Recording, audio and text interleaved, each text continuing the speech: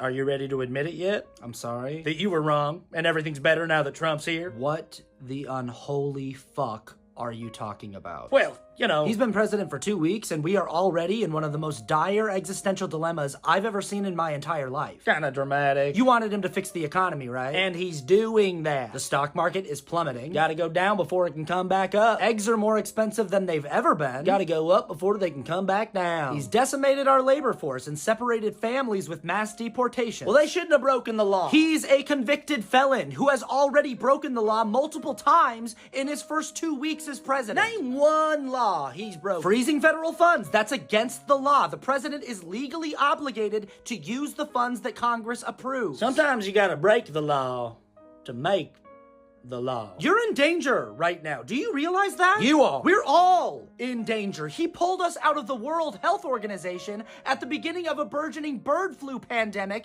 where America is likely to be the epicenter of outbreaks and deaths. America first! Americans will be the first to die and the last to see it coming. Look, if you don't like it, why don't you just get out? I would like to, but I don't dare to get on a plane right now because he got rid of all the people whose job it was to make sure planes are safe. That's that Elon efficiency. In 2 weeks, he's already presided over a slew of air traffic disasters and deaths that can be directly linked back to him and his policies. Those were DEI.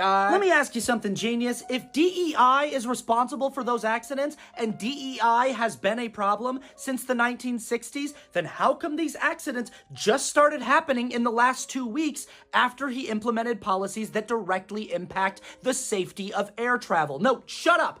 Don't talk.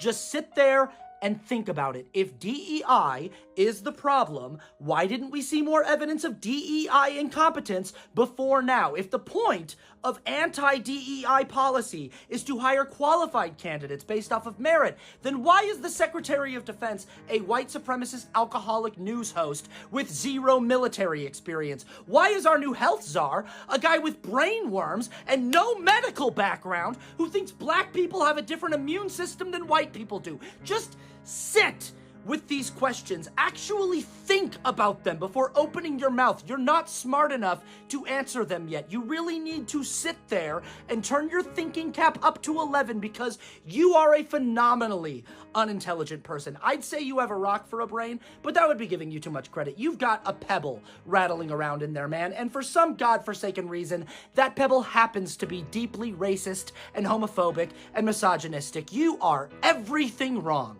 with humanity. You suck. Okay, but like,